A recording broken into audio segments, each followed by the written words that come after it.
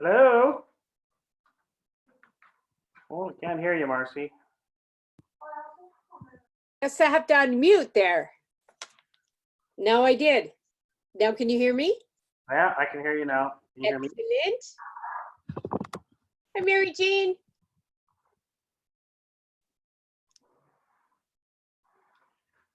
Well, I will be back. Mary Jean, you need to unmute.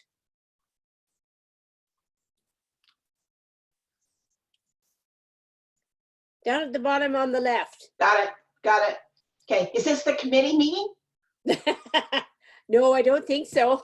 Oh, I'm supposed to be on a committee meeting and that I couldn't get into that. So. Oh, there you go. Well, you got into this instead. Thank you for my card, by the way.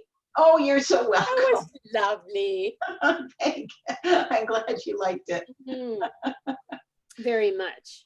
Oh, well, I'll have to let Heather know that I couldn't get into the, I'm I'm part of a committee, the membership committee, and there was like a three committee meeting for 15 minutes before this, after hours, and I couldn't get in. So There you go. Calvin is muted. Yep. Yeah, I'm supposed to be in that committee meeting too, and I guess I dialed into the wrong place. Oh, Yeah, I couldn't, I tried the link and I just couldn't get in. So that's just the way it is. Okay. But I'm really looking forward to being on this and hearing Ben Stewart speak. And mhm. Yeah, I don't know. I might jump out and try that other meeting for a minute. okay, well, if you do get in, tell them I couldn't get in. Okay, sounds good. Right. I tried. I was tech challenged. Hi, Barb.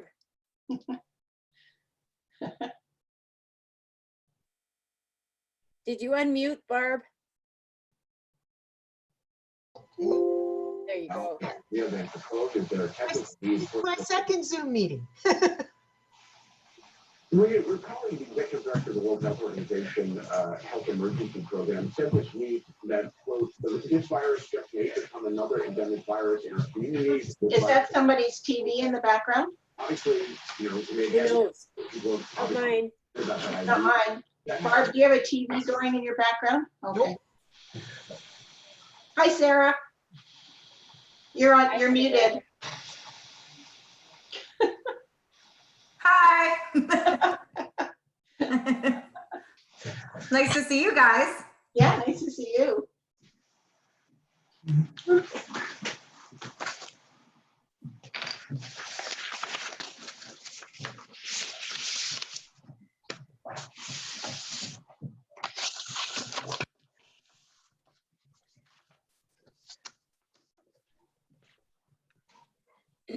Bonnie is a mystery. She's muted and no picture. She is a mystery guest. There you go.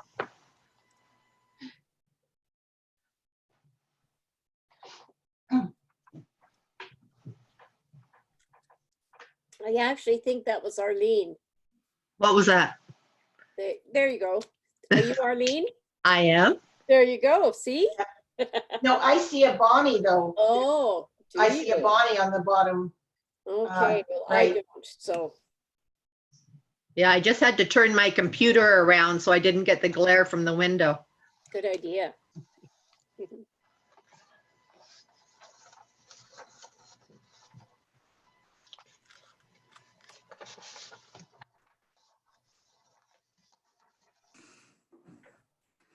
Everybody's been doing okay with all the COVID going on? Just Yeah. Staying home, doing my thing. Yeah. Doing what you're supposed to be doing, right? Exactly. Very unusual. Yeah, not much else you can do. No. Yeah, I'm glad I work from home anyway, so Oh, yeah. what I do. So no. Marcy, are you Mary Kay's sister? No, that's No. my sister-in-law. Oh, your sister-in-law. Yeah, and that's Lori Painter is Mary Kay's sister. Oh, okay. Yeah. Hi, Heather. Hello. Hi, everyone. Heather, I couldn't get into the committee meeting. The link just wouldn't let me in. Oh, that's So, odd. yeah. So that's the reason I wasn't there. No problem. We were just kind of getting ready to, get excited for this meeting.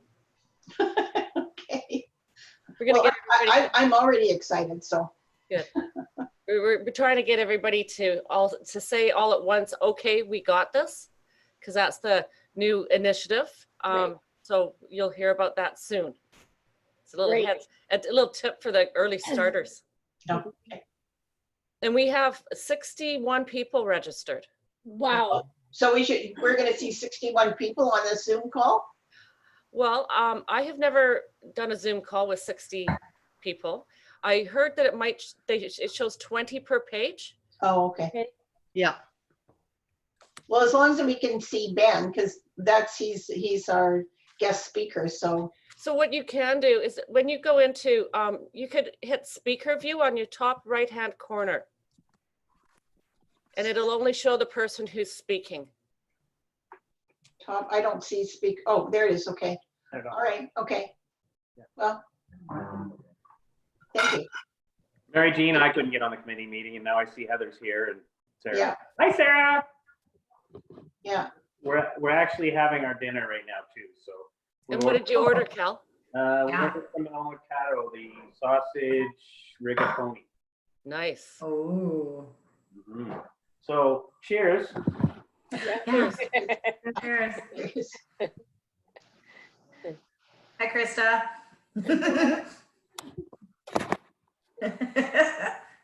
We can't get widescreen. Oh, well. We can go be on the. That's okay, I don't have to be close up and personal. We'll just watch you eat. Yeah, we'll mute it. Lovely. Hello, Craig. How this was gonna work. Oh, hello. hello, Craig. Hey, Craig. Hello. Hi. Hi, honey. We're having dinner together via Zoom. Oh, that's okay. I was having a glass of wine with Patty on the deck. Calvin, you have two people in the background there. Oh, maybe I have my lovely wife as well. I can't see that far. These My daughter. pictures, oh, pictures are so small. Let me see if I can make mine bigger. Hi, Adria. Hi! Oh, I miss all these faces. Oh, Calvin, what are you eating? Oh, there's Lyndon. Lyndon, you have to unmute yourself. Lyndon, you have to unmute yourself. We ordered from El Mercado. Whoa. There's Mr. Stewart. Hi. Mr. Stewart needs to unmute himself. Yep, Ben, if you could unmute yourself, please. There we Bottom go. left corner. Oh, Gord. Hi, Gord. Sarah. Hi, everybody. Hi, Jim. Hey, Gord. Hi there. Ben, No. Ben, you need to unmute yourself, bottom left corner. Hi, Lyndon. Hi, Chair. No, someone That needs better to, be Quail's Gate wine. Yes, it is, actually. Yeah, let's say it is. No, it's Gewürztraminer from Wales again. oh, there is, okay. Okay, Ben. Looks Okay, like- now we have Ben with probably Yeah. live. Yeah, Ben, say something. no, Nope. Tell him that I had a fantastic. There he is. There you go. Hi, Ben. Sorry. Yeah, it's a problem when you don't put the headset in. Otherwise, yeah, it's just a speaker on the computer, which is not really not the most Craig, ideal.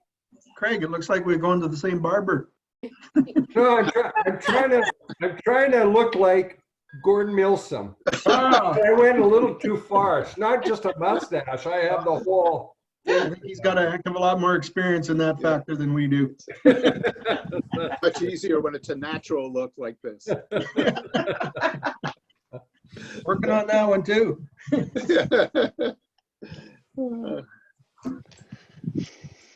Gradually, more and more. I'm going to just step away for a second here, Craig. I'll be right back. No problem. Is there a way that I can see all of the people, or does it max out at 9? No, I've got 12 on mine. I have 20 on mine right now. I've got Yeah, 20. I have 20. I got about 25 on mine. Shoot, I don't know what I'm doing wrong here. Oh, two or If three you're on the gallery view, you should see some arrows pointing to one side or the other so you can see the next there you group of go. 9. Ah, wonderful. Thank you. Yeah, there we go. Okay, Ed Stevens is muted. Oh, no, he's not now. I'm unmuted. Do you want me to mute or unmute? Oh, I don't know. I just learned how to unmute and mute. Norm Perrant just jumped off the mountain. Hello, Benita. It's so nice to see you. Benita. For COVID, I love it.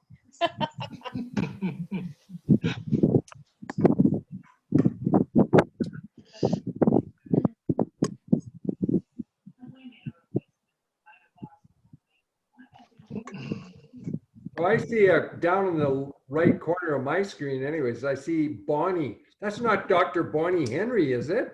Wow, Heather. We don't know because she's not in yet. She's muted.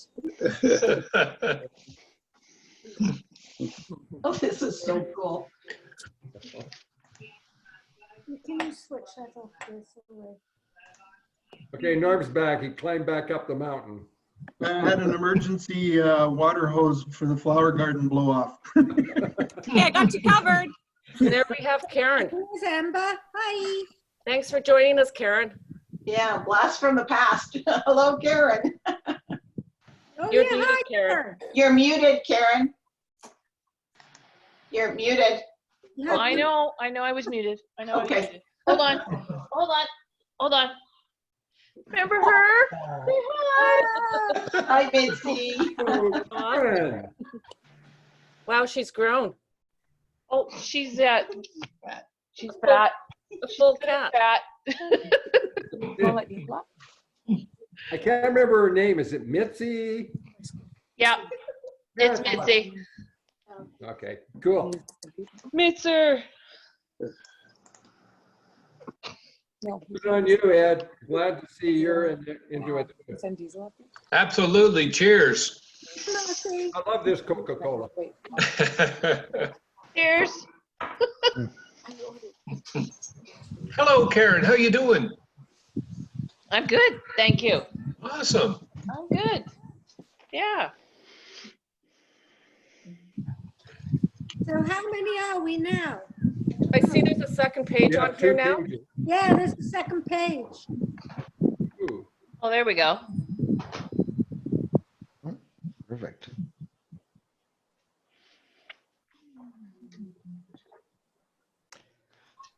We already got There 2 you go. questions. Where's the music, Jim? Come on. yeah, we're supposed to have music. Hey, well, I guess I'll get this started. I think there's 39 people. We have Amber on today as managing the chat room. So if anybody has any questions, just go into the chat and put your question in there. If there's lots of questions, I cannot promise that we'll get to them all. And I'm hosting this meeting today, and I'm Heather from the Greater Westside Board of Trade. I think I've met every one of you. So hello. Hey, Heather. Hello. Hi. Hi. Hey, Heather. So today I wanted to talk about the OK, We've Got This initiative. If you have not heard about this yet, this is all the Chambers of Commerce and Board of Trade from the north of the Okanagan down to the south. And we are all working together, trying to help all the businesses throughout the Okanagan.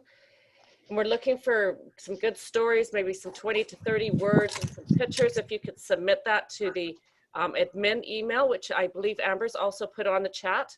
So if you got any stories, we'd love to hear them. I'll make sure they get posted all over social media. And also, I want everybody to say, okay, we've got this at the same time. So are you guys ready? On the count of 3, let's say. Hey, Heather. Yep. You just gotta tell everyone to unmute themselves first. Oh, yep. Thank you, Carmen. Can everybody unmute themselves first, please? Go this way. Hey, I'm unmuted. Still on mute. There we go. There we go. All right, so on the count of 3, we're gonna say it's we got this. Oh, it's, hang on a second. No, it's okay. We got this. All right. 1, 2, 3. Okay. Okay, we got this. Excellent. Perfect harmony. Not so good. Fun. Okay, I'm gonna pass it. Yeah, And I'm now gonna mute pass it yourselves over to again. Craig. So if we could get everybody to put themselves on mute so we don't have any background noise, and Craig will take it from here. Thank you. Okay. Oh, I shouldn't put myself on mute then. Okay, thanks everyone. As Heather said, I'm Craig Gary's president of the Greater Westside Board of Trade. You know, I think if I think back to Business After Hours a year ago, and I'd asked any of you if you thought, well, a year from now, could we be hosting a Business After Hours via video conference because of a worldwide pandemic, etc.? Would you have not looked at me sideways a little bit and said, you're crazy? But here we are in this reality. So thank you for joining us tonight in this venue. Hopefully it's informative. Hopefully you'll have some fun as well. So thank you for coming tonight. I'd also like to thank Ben Stewart for joining us tonight. He's going to be our feature speaker, and we'll hear more about that in just a few minutes. I'd also like to acknowledge the dignitaries that are here. I believe we have on board, just wave all these people that I introduced, just wave as I announce you. Councillor Jason Friesen should be here on board. Mayor Gord Milsom is also here. I know we saw him early. Just one hand, Gord, just one hand is enough. I'd like to introduce as well our board of directors for 2020 that could join us here tonight. So directors, again, just please wave. First off, Craig Gary's, I'm president. I also own Postnet in West Kelowna. We have Sarah Sabo, our treasurer, who owns Aries Accounting. Amber Hall, our second vice president, who is with TELUS. John Parrott is supposed to be on board. He's with the city of West Kelowna. Andrea East with Pusher Mitchell here in West Kelowna. Calvin Barr, our first vice president, who owns Luxury Lake Boat Tours. And Ed Stevens, our secretary with Daybreak Rotary. And last but certainly not least, John Whitehead. John owns John K. Whitehead and Associates. First off, I'd like to say that, I'd like to thank Heather for organizing this whole thing. It's a lot of work to putting something like this on, so this Business After Hours. But the staff, as well as a lot of the directors, have been working hard to try and bring back some of the special events and things that we've grown to love about the Greater Westside Board of Trade, and do them in such a fashion that are safe and aligned to what Dr. Bonnie Henry has asked us to do. So there's no need to make notes on these next events. They're in the link that invited you to this event tonight. So if you go back to that email link, you'll be able to click on it and take down these dates. May 28th, we have a lunch and learn with John Whitehead. Yeah, it's titled In Search of a Happier Workplace, an interactive learning workshop. In this 1-hour presentation, you will discover what your own preferred behavior communication style is. Recognize cues that will help you to recognize others' preferred behavior and communication styles, and take away some tools that will help you communicate more effectively with others, both in the workplace and in your personal life. June 11th, we're in the midst of planning an outdoor business after hours at City Furniture. So June 11th, I'd like to do a quick show of hands to give Heather some idea of the interest level. Who would like to attend something? It would be along the lines of a drive-in concert. So with social distancing, etc., we would have probably some food trucks there, etc. Show of hands, who might want to attend something like that? Wow. There's a lot of pent-up demand there, Heather. So thank you. We're going to pursue that further, and I know her and Amber will work on that diligently. July 9th, we hope to have a July business after hours at the Cove that will be an in-person event. It'll be outdoors, and more details will be posted on this as in upcoming newsletters. So stay tuned for that one. Golf tournament. We postponed our May golf tournament, and we put it off to September 11th. We're working with Shannon Lake to see how they could accommodate us, and again, with social distancing, etc., how we could actually pull off a golf tournament. So we've not given up on that one yet either. So stay tuned for more information on that. That's kind of what's on the schedule. There's a couple other things that we just haven't got fleshed out far enough to share with you at this point in time, but hopefully we will in the very near future. At this point in time, I'd like to welcome MLA Ben Stewart. He's a man that needs no long introductions, and therefore he's not going to get one. So Ben is joining us to talk about the reopening of businesses here on the West Side. So Ben, I will turn it over to you.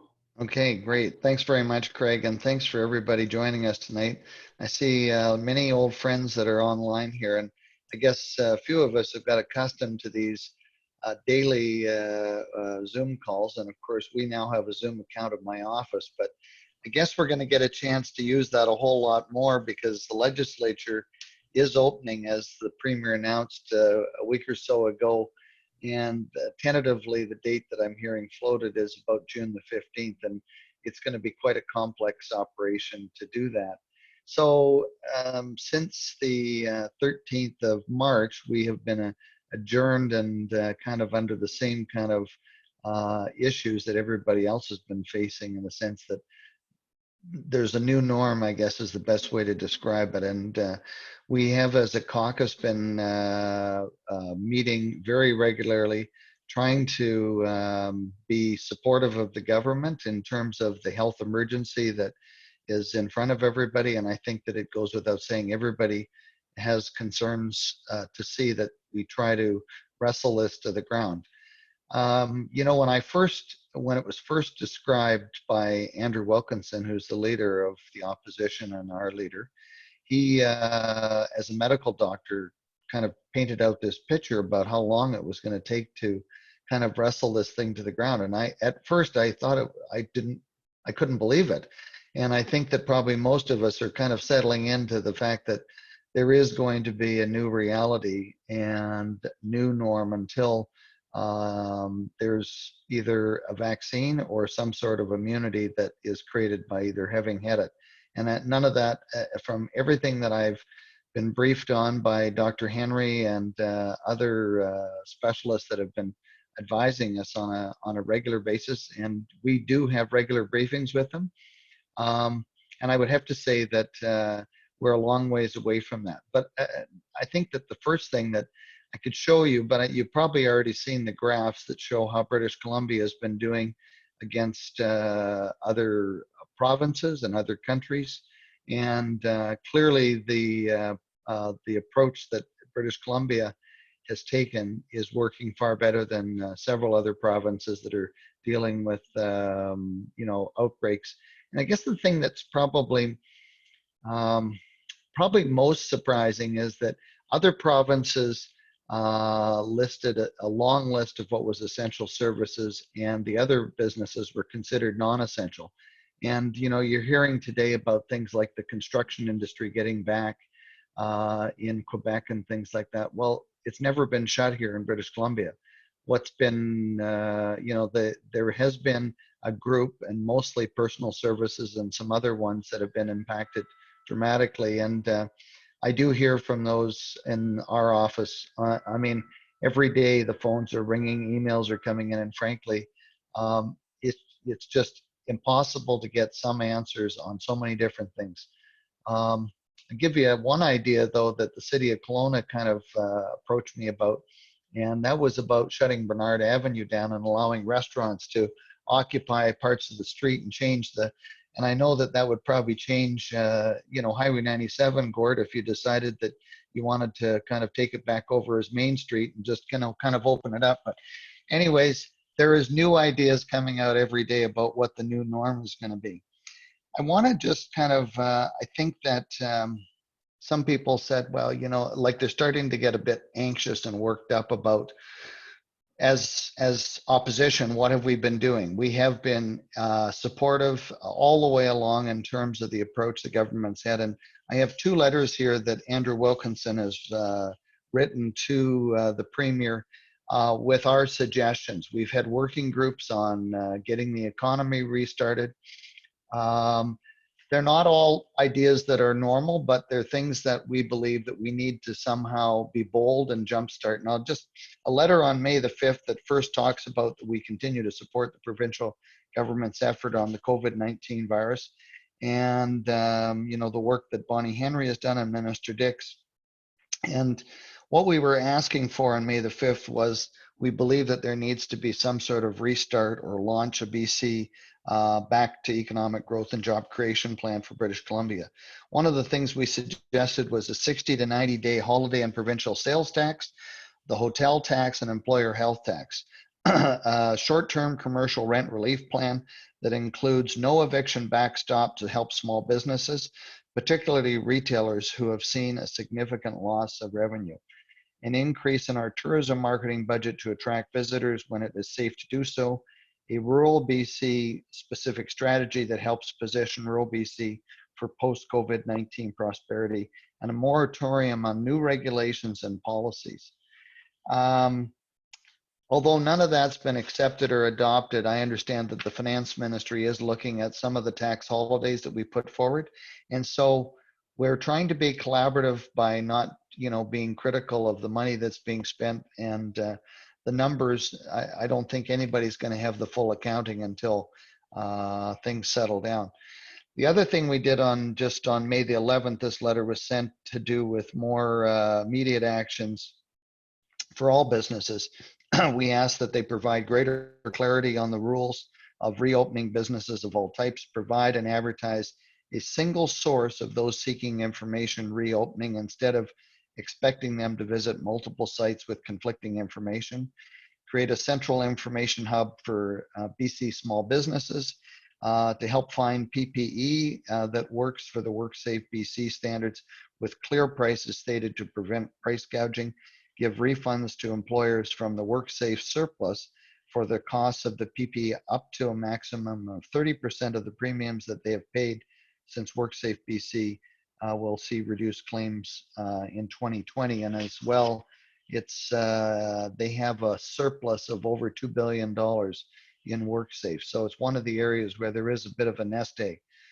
And match the actions of other provinces and the federal government to ensure that the Canada Emergency Wage Subsidy supports employees directly by offering a retroactive rebate or a credit for the WorkSafe premiums and payroll taxes applied to those wages.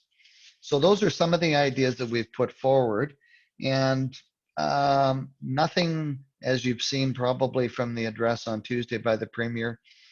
He continues to suggest that you know, there's an unprecedented amount of cooperation, and I think that we all want to get through this, but we do. There has to be more about this for the economy, because people that are in their homes are lower wage income earners that are being supported both provincially and federally are not going to get the economy restarted, and that's one of the things that we have. So, as you're aware, today was the first day that provincial parks were open for daytime use, and it's expected by June the 1st that provincial parks will be open for overnight camping. Again, with the same things that I'm sure you've heard 1,000 times. I've got a long list here from the, you know, the Restart BC plan that the government's put out. And I think that most importantly, what you need to know is that these are things that are stated, and one of our people, you know, DTAN, which is a personal service on Highway 97 North, just across from my office. They've been trying to get clarity. They actually have an approved plan with WorkSafe BC, But what is missing in the personal service area is an amendment to the public health officer's order that changes it so that May the 30th, which was what the order went to, is amended to be changed to the 19th of May, so that those businesses, including the ones that were announced in this plan the other day, and that includes, I'll read this off here. First of all, the restoration of health services, and I think you've all heard that, and hopefully you don't have anybody that's been waiting or had surgeries canceled. They have a very ambitious plan to kickstart and restart that, probably not for about another week. It is increasing, but the amount of empty space in hospitals was created in case the pandemic went the wrong direction and they needed to have more people in the hospitals. There's a surge in purchase of ventilators and all the other equipment, but as you've heard, there's lots of gaps in the healthcare system that have been picked up by this. The other businesses that are expected to open in phase 2, as they call it, is the retail sector, hair salons, barbers, and other personal service establishments, in-person counseling, restaurants, cafes, and pubs with sufficient distancing measures, museum, art galleries, and libraries, office-based work sites, recreation and sports, parks, beaches, and outdoor spaces, and childcare. Not everybody is going to open on Tuesday. As we all know, that there is a fair amount of work. The gentleman that owns the Ultimate hockey arena down there on Stevens Road, or the business, has been very active, and he got his modified skating and training center approved by IHA. And so there's no, what you have to know is that there's guidelines that are available at WorkSafe BC to help guide you to these things. And what's expected when you reopen your business is that you have this plan available for review or inspection. And I assume that there's going to be an increase in inspections by WorkSafe officers to see that people have adequate inspections. Now, when that was all announced a week or so ago, everybody rushed to WorkSafe's website and it had no information. The WorkSafe website has been updated. There's a component of it that is up there, and I think the things, and I just kind of, there's a lot on that website, but the key thing about is reducing the risk. Assessing the risk of your workplace. This is both for your employees and people that are coming in there. Implement measures to help reduce risks, such as cleaning and hygiene, maintaining physical distancing. Where physical distance cannot be maintained, what you can do.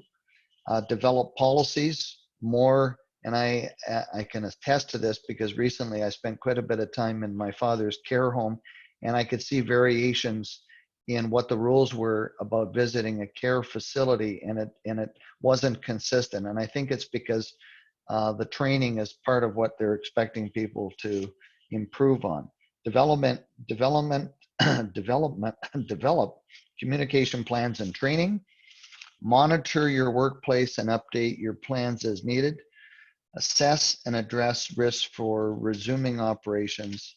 And then it goes on with a number of other, as you know already, there's lots of websites with information on this. So the WorkSafe has a spot that is returning to safe operation is the link that you need, and that's the place to go to look at your operations.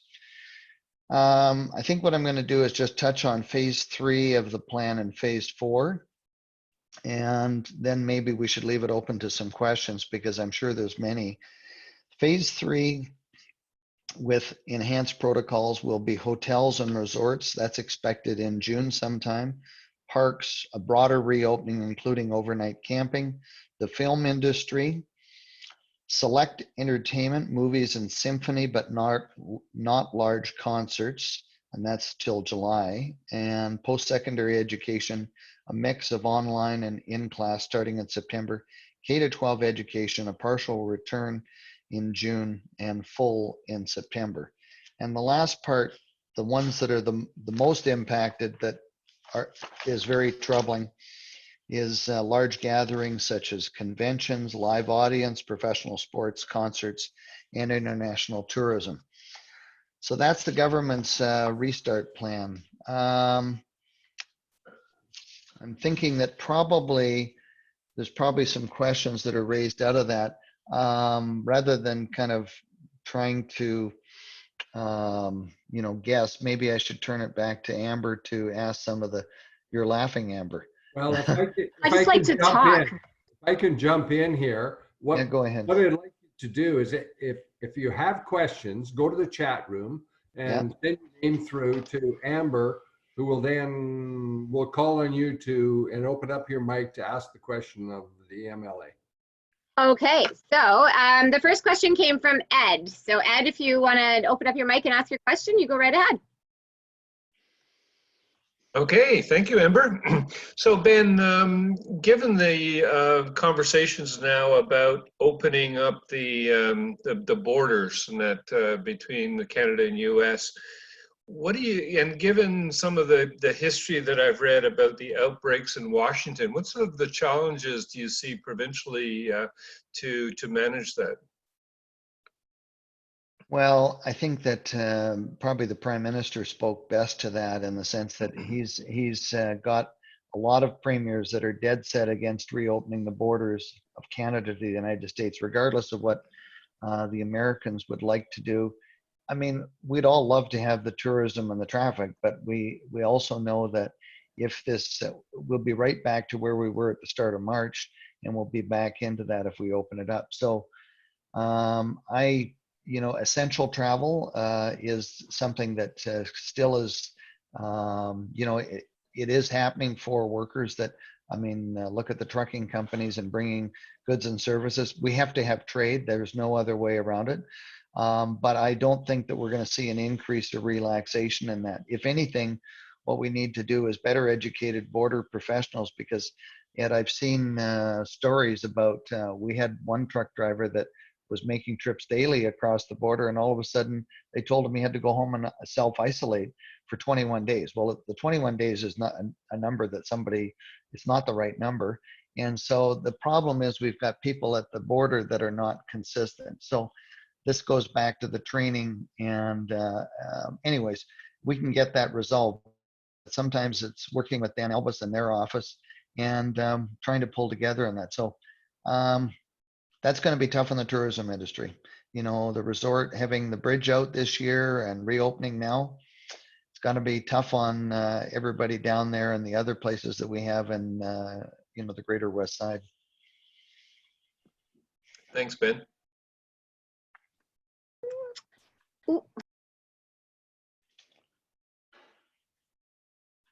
You've got your microphone on mute, Amber. Our next question comes from Lyndon. Good evening, Ben. My condolences to you and your family first. And then my question is, are you working on future testing criteria for the interior region? Because I think that is something that might be necessary. And if there's any possibility that which area the COVID-19 cases are in the interior be made public, not the exact person, but an area, rather than just saying the interior, which I find a difficult concept. Yeah, well, okay, so let's talk about the two questions. And let me answer your last part first about the interior and where these specific outbreaks are. As we've seen, the community outbreaks, like at the Okanagan Correctional Institute, Bylands Nurseries, those are treated differently than just an individual that's tested positive and where they've come. What I have found in dealing with IHA in terms of people that are concerned that they're not aggressively pursuing the trace back, they are really aggressively tracing where that person's been, if they flew in, because of course this is kind of behind us now, but when they do come in, et cetera, the people that were on those flights, they're not being notified now. It's like I got a note the other day from WestJet saying that people that had been on a particular flight, a passenger in seat 5A had tested positive. That's what they do now, is they leave it as an individual responsibility. And if you are not, here's what, I'm going to go to the testing part of it. And there's big variations in the testing between provinces, and some have very aggressively tested. Dr. Henry, who I think we all trust and love, has kind of said that it's a lot, you know what, it's not the cost and it's not about that. It's just that it actually gets people more worked up. And frankly, if you're not presenting with symptoms, they're not going to test you. If you happen to be on that flight and sitting next to that person, they may test you. But the 14-day isolation period is partially so that the COVID-19 can actually manifest itself, and actually it sometimes takes that long to incubate and actually present. And so they will test, and they're not turning people away, but there is priorities. Certainly the health workers are the ones that are a priority. So I don't think that we're going to see an increase, other than to make certain that the equipment and tests, if it can be done locally, because initially up in the north, for instance, they were all being taken to Vancouver where they're being processed. They've opened it up now so that there's outside private testing companies that are doing the testing. And so I think testing is not an issue anymore. I'd say that the PPE is probably a bigger issue in getting safe protective gear for health workers, these N95 masks, which I found in my workshop of all things, that I had one out there. I have no idea why I have one, but anyways, thanks for the thoughts about our family. We're doing great. Thank you, Ben. Oh, nice. The next question comes from Arlene. Arlene Henderson. Thank you. Just a quick question. You probably know that there is a survey online through CBC, and I think they referred to it today in the announcement. There's at least 160,000 people that have replied to it. And one of the last questions was, would you be willing to participate in an antibody test? And there seems to be a majority of people that would certainly participate in this.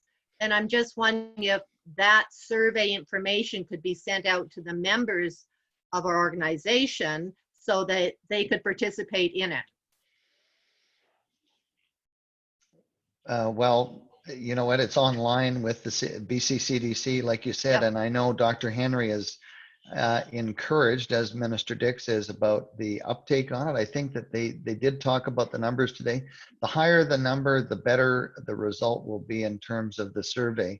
I just got a note from Norm Letnick, who's our health critic, to make certain that we're promoting that, and I'd be happy to send the link out to Heather. And Heather, I'm sure that you have an easy way to distribute that. I think it's a good thing. Yep, so do I. Our next question comes from Bonita Summers. Hi, Ben. Thank you so much for being here today and supporting us getting more information. I'm aware of quite a number of people actually who haven't been tested and have had COVID, because the sensible thing was when they called and it was confirmed, they were told don't come to the hospital unless you need to. So they've stayed home, they've isolated, but of course they don't fit into the statistics. So when it comes to personal counselors like myself working in our offices, we're aware that there are more people in the community with this, or asymptomatic people. So the only way that I can see myself safely working in my office, and I've decided to hold off till the beginning of June because I want to see if we spike, is if both people are wearing masks and the room is cleaned and aired between clients. Fortunately, a lot of my clients have quite happily worked with me on Zoom, and it's been a very easy transition for me that way. I've lost some work, but not a lot. But I'm wondering if you could speak to that. I know that Dr. Henry has recommended it, but it hasn't been a hard and fast rule. Well, I mean, it's the most difficult, Bonita, for businesses that aren't able to do business by Zoom or retail online and all those type of things. So some of them are chomping at the bit because there is no revenue stream.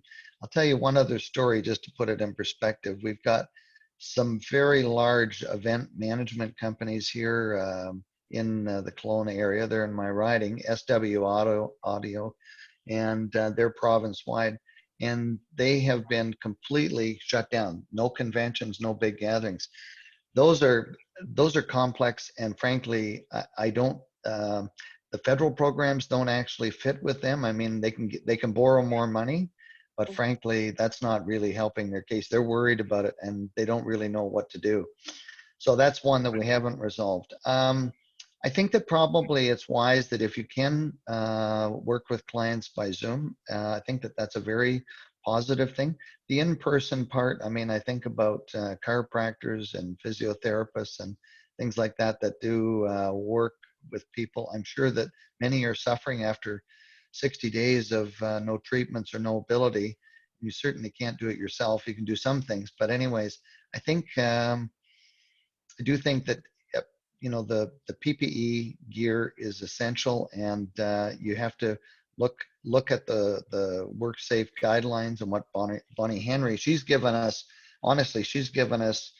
volumes of information and explanations, etc. There's no question there's a risk out there.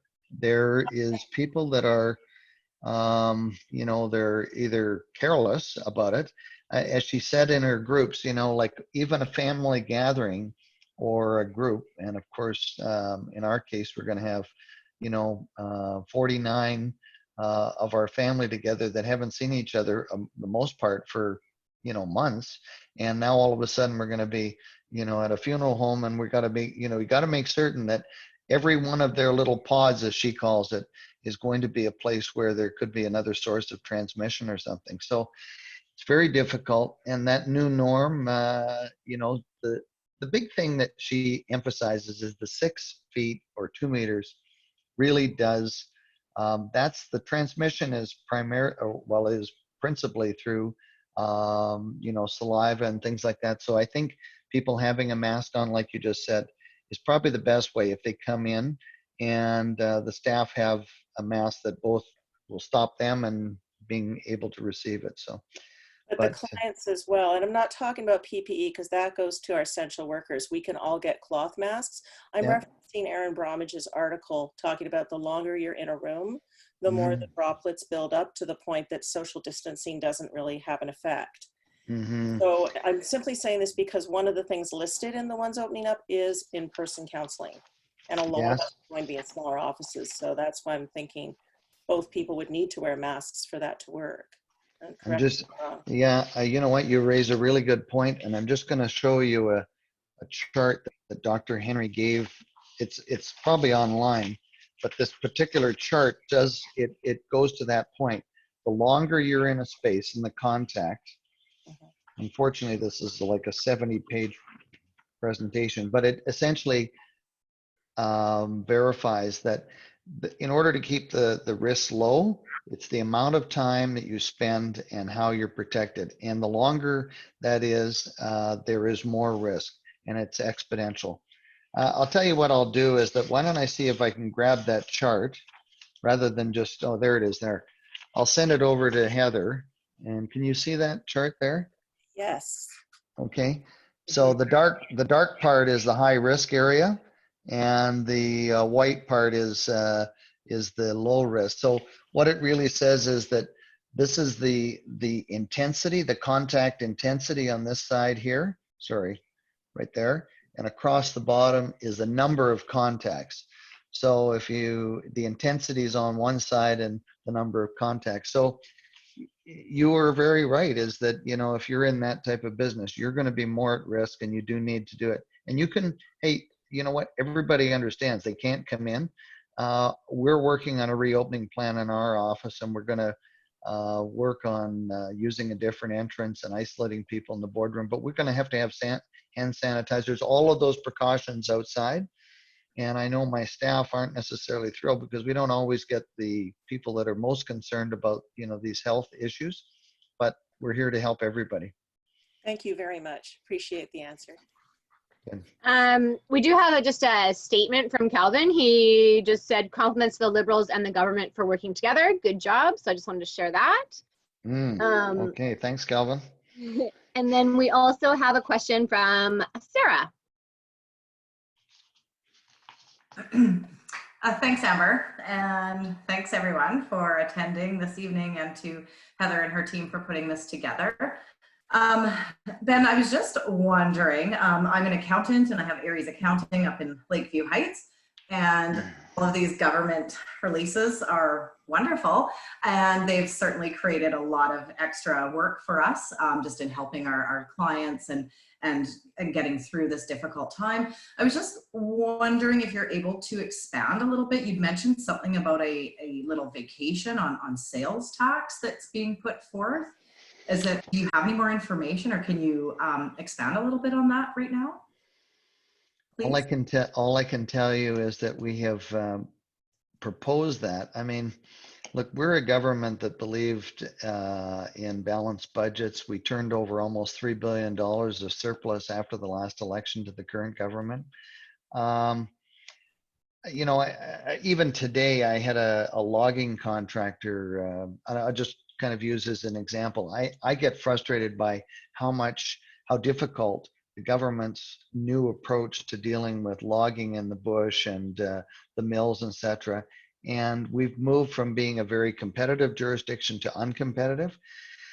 We need something to help businesses kind of being able to restart. And a tax holiday has some benefits, not just for the employer, but for retailers, especially, where they have an opportunity to, things are on sale by 7% and 5%. Well, if the federal government did it, it would be another 5%. But I think that it's an idea that we've proposed after working through. We have a caucus working group with the former chief economist of the Royal Bank, Ralph Sultan, who's one of my colleagues, the House Leader, and Andrew, Mike DeYoung, the former finance minister. So we've been sending ideas up to that group with ideas as to how we could best jumpstart the economy. On the flip side of that, that money that the federal government's putting out that's going to be extended, we keep hearing, I mean, it was $252 billion from the Parliamentary Budget Office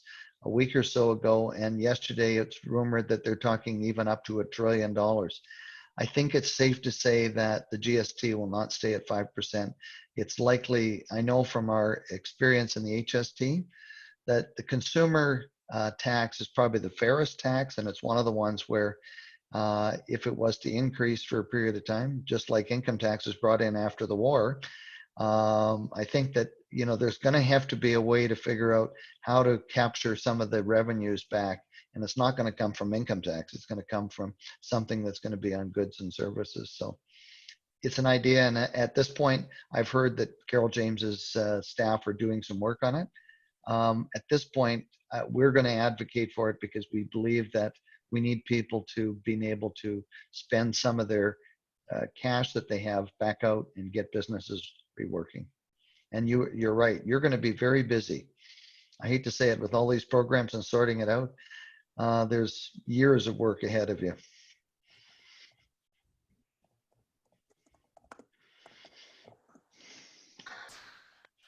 So it doesn't look like we have any other questions right now in the chat. Does anyone else want to throw one out there? Or I just want to say to you, Ben, I just want to say thank you so much for your just your support with my personal journey through this whole COVID situation. And I really appreciate the way that you advocate for your community and your people, and the way that you went to bat and got answers and really just helped everything. I loved it. So I just wanted to say thank you personally. Oh, well.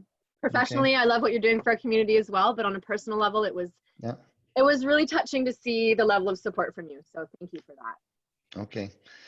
Well, that's the part that we do in the background every day. And I know we're working closely with the mayor and council on West Kelowna, and they themselves are going to, I mean, I heard something today, Gord, I don't know if it's accurate, but I heard something that the Ministry of Municipal Affairs was doing something to take over, and in terms of taxes and that. So I know that the cities are facing a huge amount of uncertainty. And just before I got on this call tonight, I've got one of our constituents that their landlord is being so inflexible. He's 2 weeks behind in his rent for May. He's paid up for April, and they want to change the locks tomorrow. So there's no program to prevent that.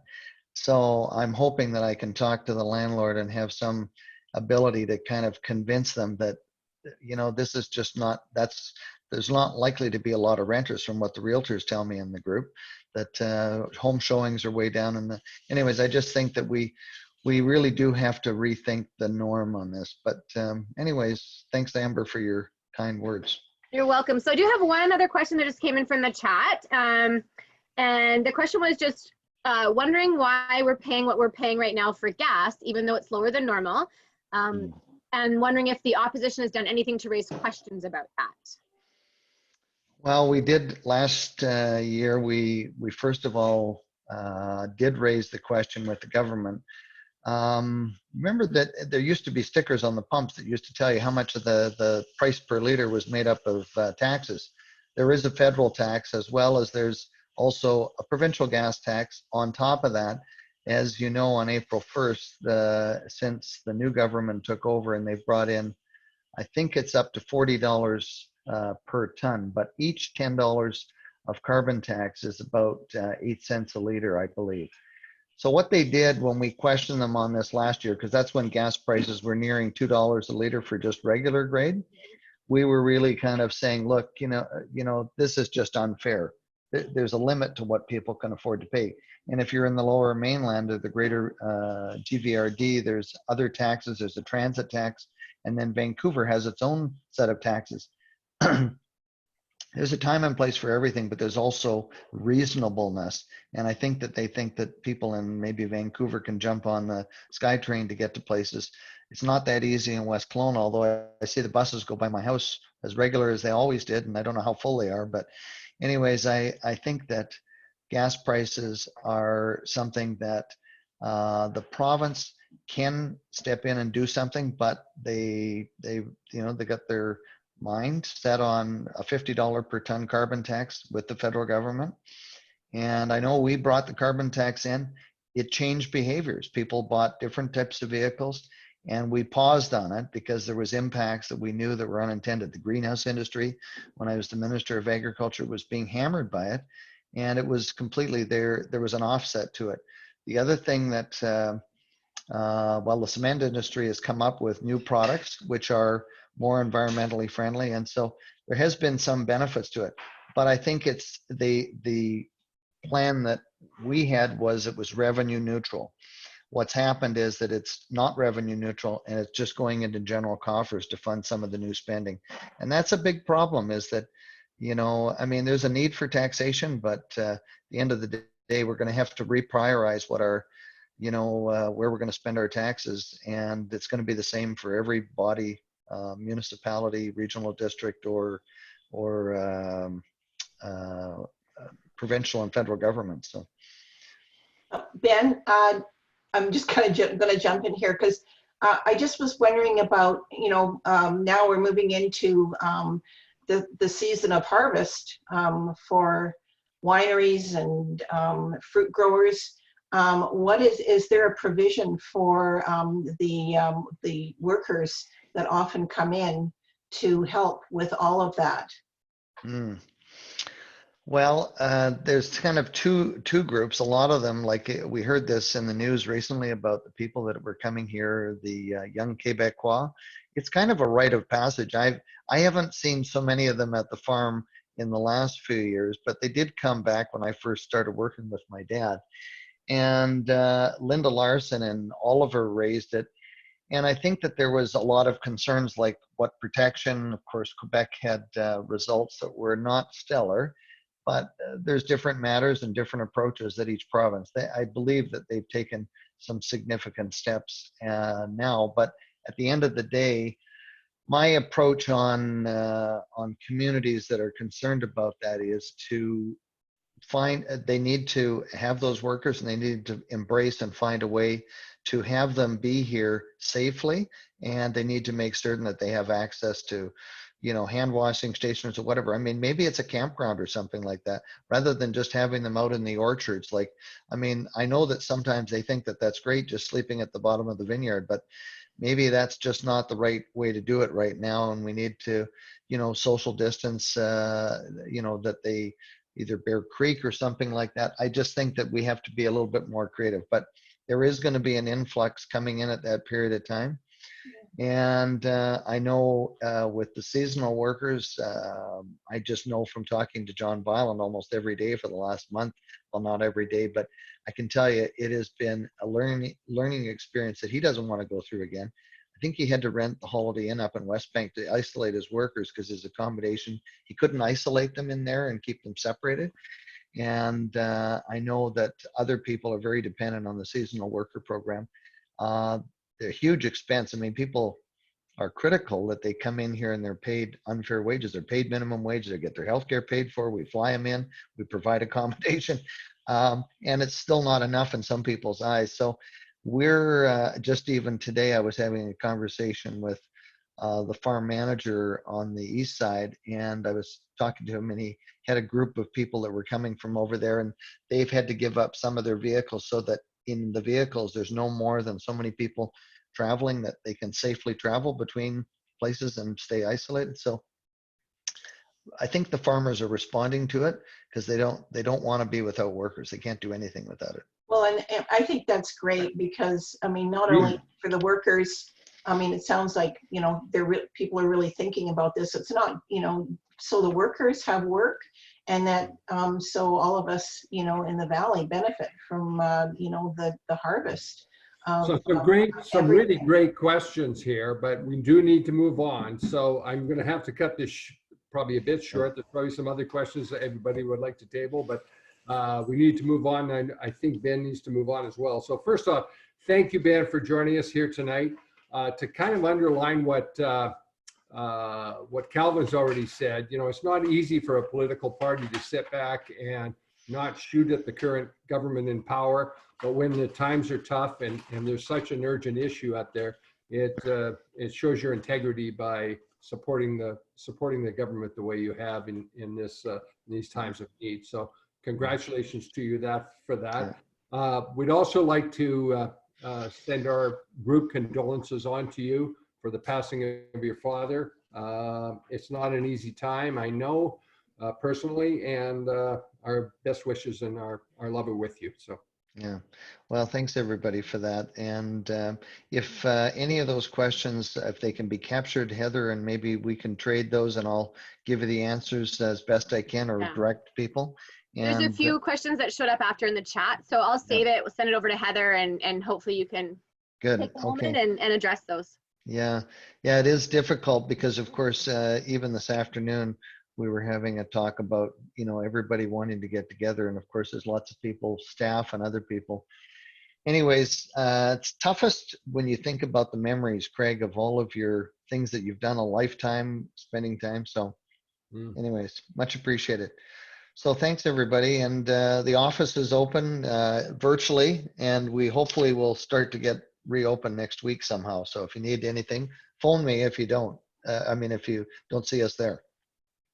Thank you. Very much, Ben. Okay. All right. Thanks, everybody. Okay, so as I previously said, we also have Gord Milsom online with us here today. And I've asked Gord to come and just say a few words on behalf of the city, where things are at, et cetera, and in light of the COVID situation, and sort of enlighten us from a civic perspective. So Gord, take it away. Yeah, thanks very much, Craig. I'd like to also extend my sincere condolences to Ben and his family, and from City Council and from our staff. And thanks for the opportunity to share a few words. But I first want to say hi to everybody. I miss everybody. Thanks for organizing this virtual meeting.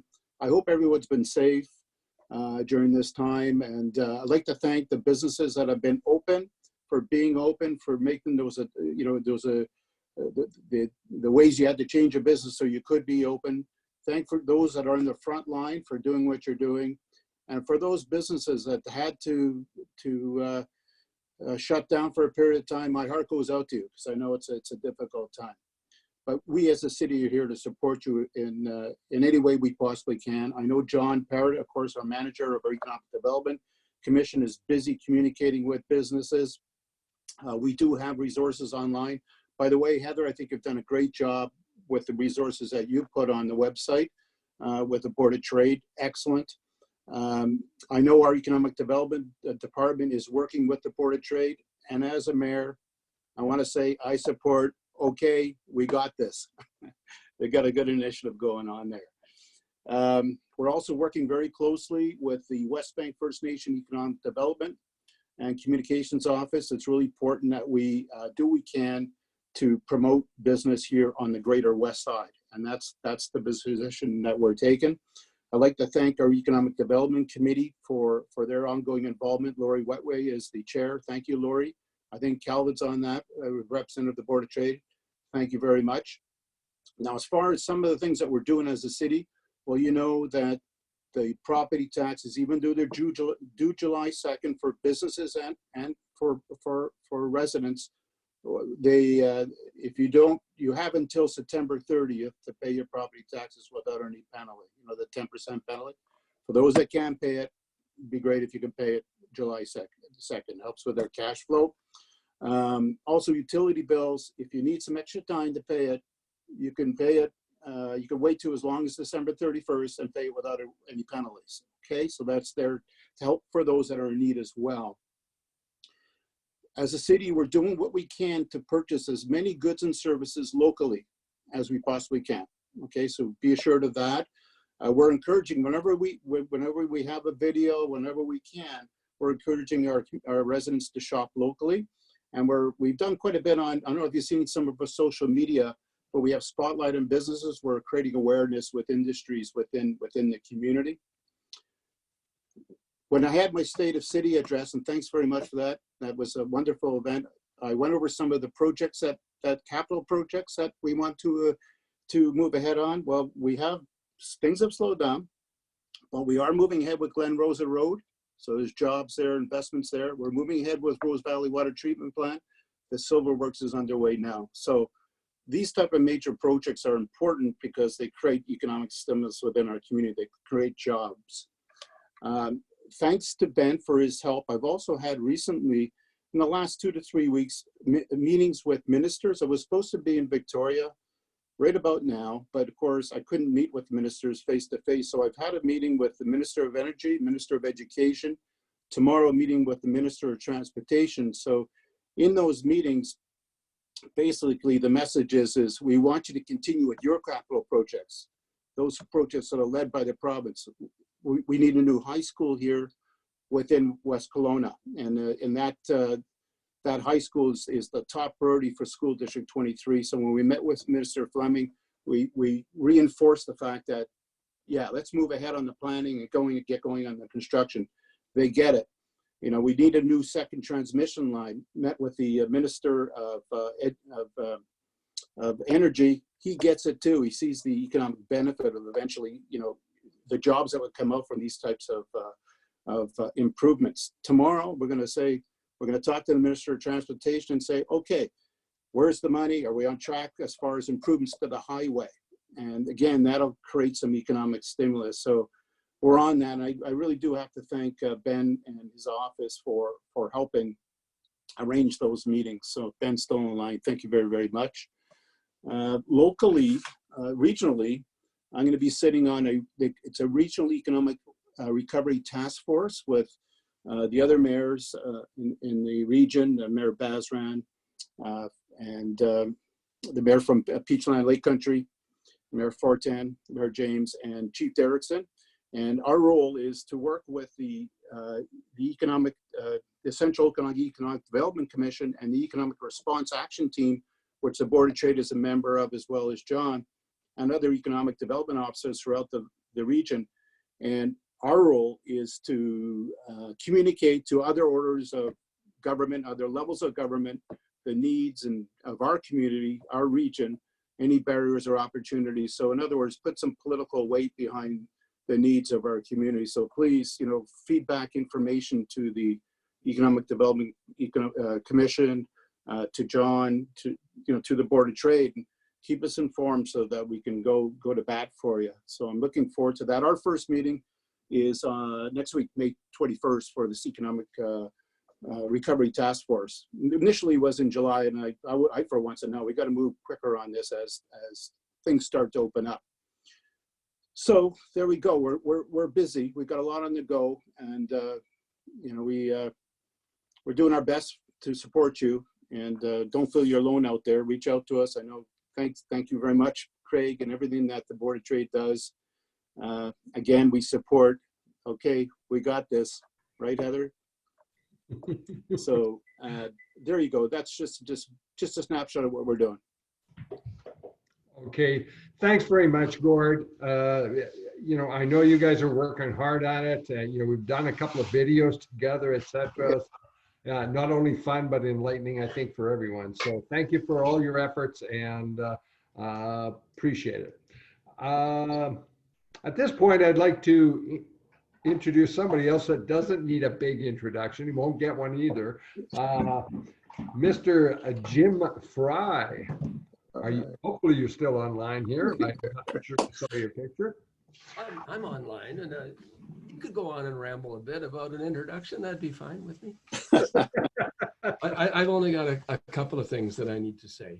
And like we usually talk about the new members, and at this juncture, we still got a couple, and that's wonderful. Our pattern has been in the last 6 weeks. Well, it's been a little bit longer than that since we've had a business after hours event. And the people that had joined prior that need one more name mention, like Cherry Lane Homes, Habitat for Humanity, the Dr. Brett at the Okanagan Naturopathic Healing Center, the Wax Pencil and Imagery, a Big Bear Software, Canadian Appliance Parts, Daryl's Appliance Repair, and Grissom Holdings. All those folks were delighted they came on board before we had our last business after hours event. But in the last few weeks, Nicole over at Primerica has come online. Dan and Lisa from Baja Amigos RV Caravan Tours. Peter from GG Creative. And just this week, Ryan, the new owner at Budget Brake and Muffler, has become a member. So like it's still happening. I've got to tell you guys, I work in the office with that blonde girl, that Heather, and this event I think is phenomenal. We're 50 or 60 people we had registered, and it's because of her energy. So I take my hat off to you, Heather, for that. But one other thing I wanted to say, the potential business after hours at City Furniture, we can't have more than 50 people apparently at any of these events. So when Heather announces that the tickets are going to be on sale, you want to get in there and do that right away.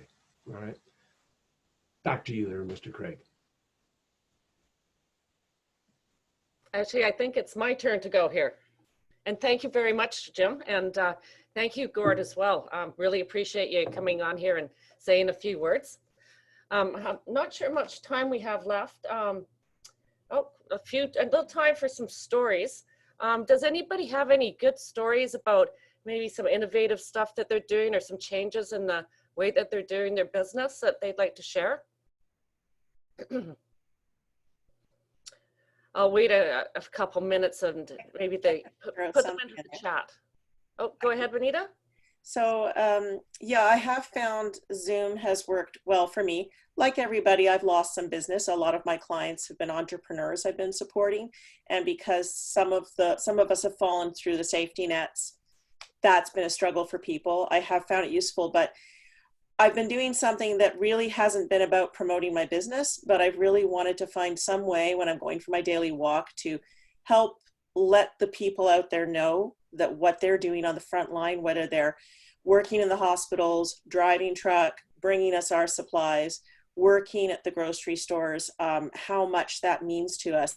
Now, it probably looks backward on your screen, but these Conquer COVID-19 shirts, it's a Ryan Reynolds thing. You can go to conquercovid19.ca. Every shirt, all the money for the shirts goes to buying PPE for the workers.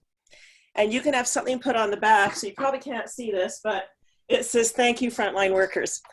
So I have waved down, you know, the people delivering the mail, people driving the buses, the guys with the transports. One guy was unloading his transport the other day and I waved at him and I said, good morning, turned around and said, this is for you.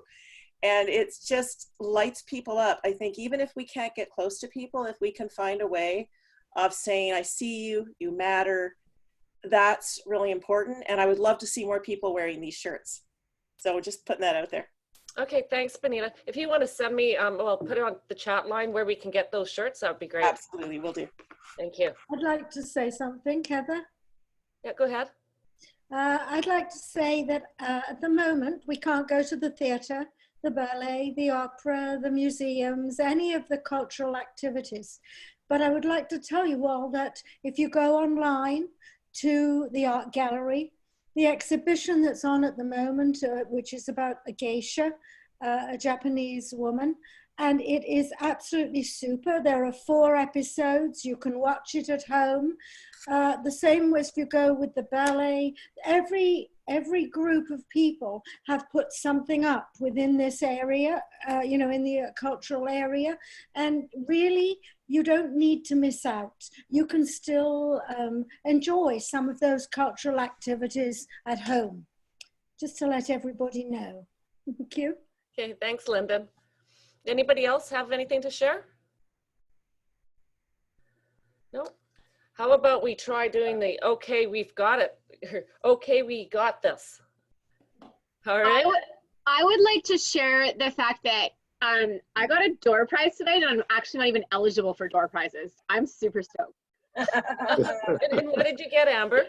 I got a delightful bottle of a Sumac Sauvignon Blanc from Kelly O'Brien's. Well, it's actually from the Board of Trade, but I'll pay it forward next time because I know I'm not supposed to win. Well, I just told them to, if when the people put that code in, that they would just send it to somebody. So they didn't know that you're a director. Fair enough. And we did make a pretty hefty order because there's 5 of us now. My aunt, who is recovering or recovered from COVID, is now recovering from being in a coma for quite some time. So physically she's challenged. So she's living with us for now. So she actually was pretty amazing and bought us all dinner tonight. So yeah. Very cool. Yeah. Just one last, if I can make one last comment, and just probably a statement more than anything. I don't mind these Zoom meetings all that much, actually. I think they're a lot of fun.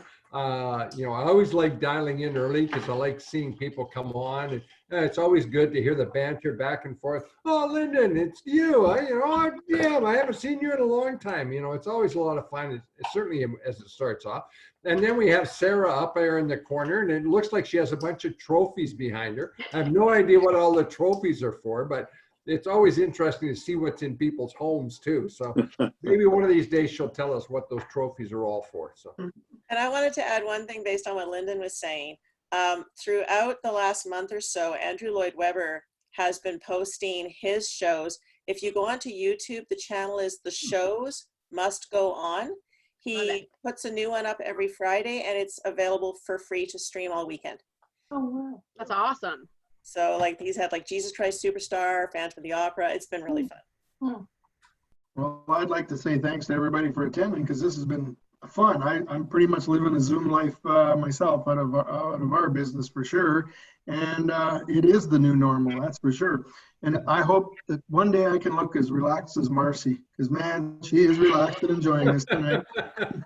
Norman, that sounds like a song title. There you go, write that one up. I think I was just chatting with our friend there, John Parrott, about doing this sort of a thing again. And I think if we do it again, it'd be really fun to set up like a local trivia or a bingo card. And then you compete for prizes and then we can drop them on your door, you know, after the call, tomorrow or whatever. Not today, obviously, but I think it'd be really fun to do something like that. Like, you know, somebody has a cat in the background or, you know, somebody scratched their, you know, head with their left hand, like that kind of stuff, right? It would be a lot of fun. That would be fun.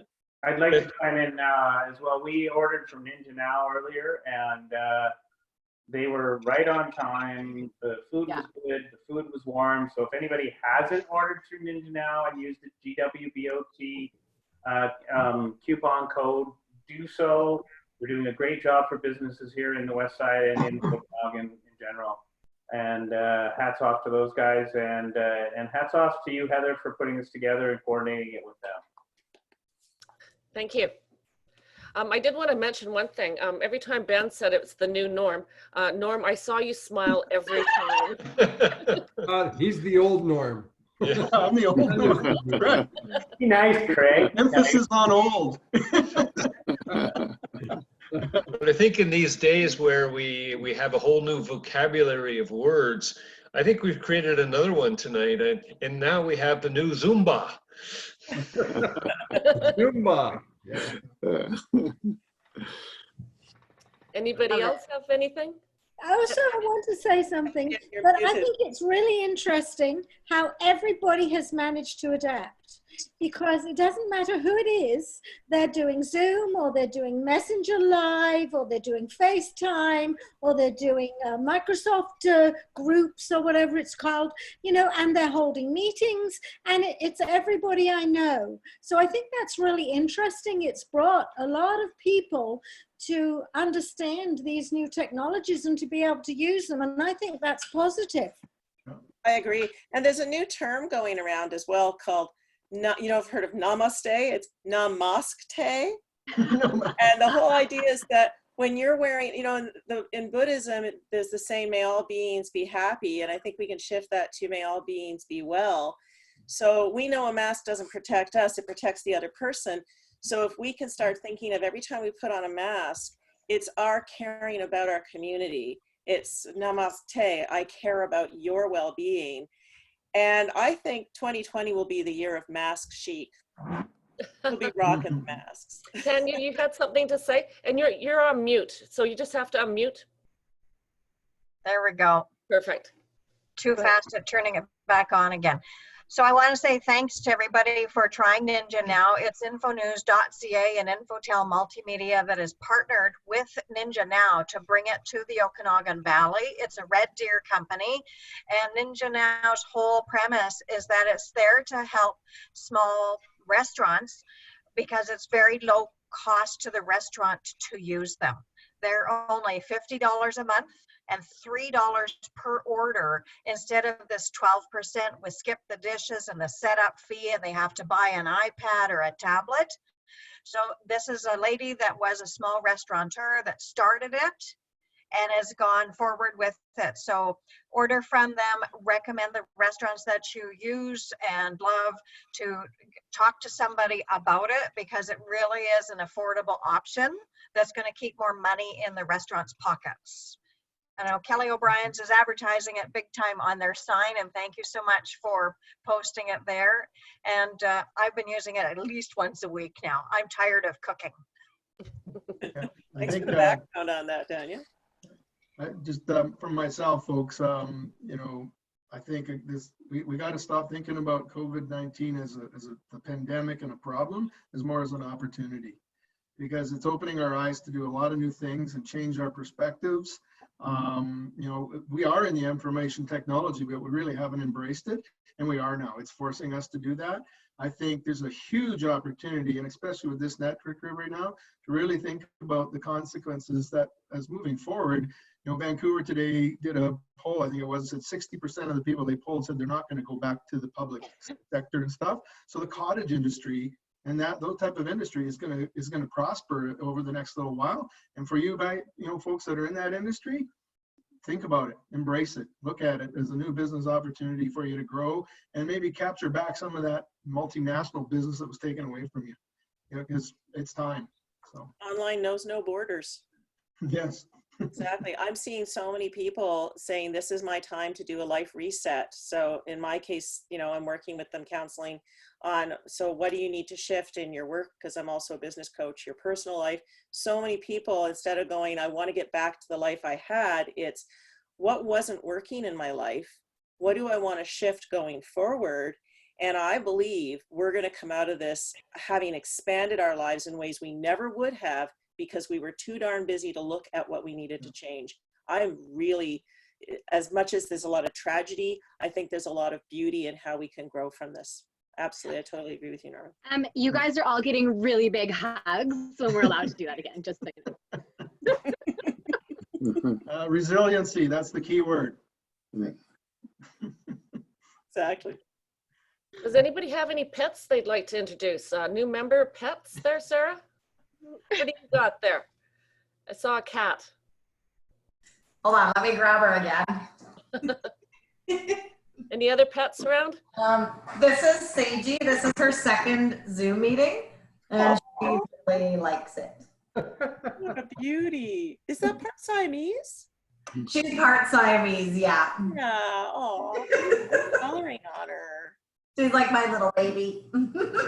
Oh, look at this. Here's the cat. Oh, Carmen has a dog there. Uh-oh. Here comes Calvin.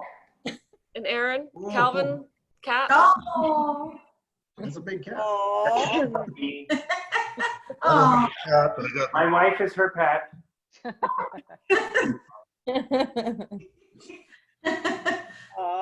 That's one of the benefits working from home and having these meetings. You get to see all these animals. Not because my cat just likes to climb over top of my laptop when I'm mid-meeting and walk across the keyboard. Yeah.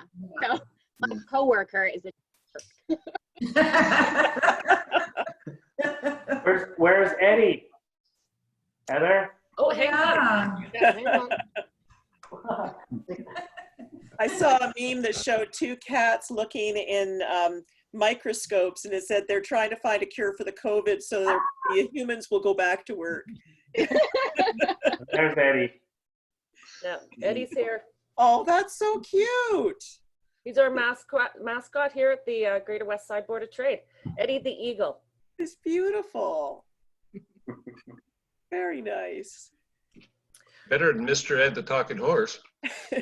Well, I miss all the pet sitting I've done. I do so much. I usually live in other people's homes more than my own. So every time I walk, there's a neighbor who has a couple of big dogs on her deck, and they probably think I'm crazy, but every time I go by, it's like, "Hi, buddies, how are you doing?" And they just, their tails wag. I'm sure the parents think I'm nuts, but it's the closest I can get sometimes to an animal. We've probably all gone for more walks in the last 2 months than we have in our whole lives. I do my 6K every day. Problem is I keep circling back to the fridge, you know? Yeah, I rode a bicycle more than I have in the last 35 years, in the last 2 weeks. I'm so glad that we can walk that walk along the lake on along Galatly. Thank you for keeping that open, Gord. Yes. I find myself, sorry. Pretty sure if my dog says if I have to go for one more walk today, I'm going to kill him. I find myself eating weird things. I was weeding the strawberry patch the other day, and then I'm looking in my hand's full of dandelions, and I realized, hey, that's free food. So I'm eating the greens in a nice homemade tahini sauce. I found a cool recipe for dandelion cookies, which are made with the flour. It comes out like macaroons. There's all kinds of stuff out there. You can eat lilacs too, apparently. So. Okay, well, thank you. Is there anybody else who has anything to add? I've got two things. This is Jim speaking. That Karen Bouvier, sure is nice to see you. Yeah. We miss you over at the Greater Westside Board of Trade. Really. I've got one thing for Calvin.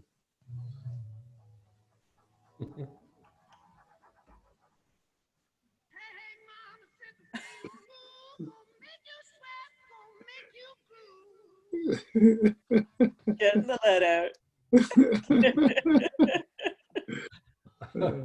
There you are. That's all I've got to say. Thanks, Jim. Thanks a lot, man. Oh, I was going to say about the dandelions. You can also make wine with dandelions. Ooh, post a recipe. I haven't done it. My parents did it. Wow, very cool. That's why you're so psychic, Benita. That's Oh. the dandelion stuff, yeah. Dandelion wine. They used to make dandelion wine back in the 70s. Wow, very cool. Just a last minute. Thank you, Heather, for putting this together. I know it was a lot of work to organize this whole thing and get the food stuff all done and et cetera, et cetera. So good on you, good work, and hopefully everybody enjoyed it. So. And everybody called in now. So one last time, Thanks, on the everyone. count of 3, are we going to say, okay, we got this?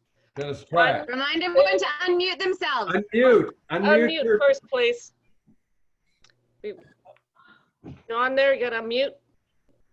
John, John unmute. Parrott, unmute Daryl, yourself. you gotta Here we go. unmute. Daryl, unmute. Okay. On the count of 3.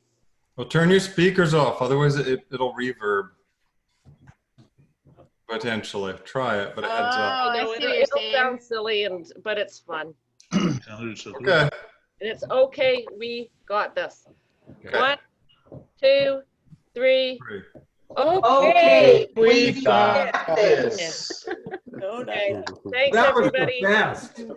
Thanks, everyone. Great to see everybody. Good to see you. See you all. Thank you. Yep. There you go. See you in June. You in person.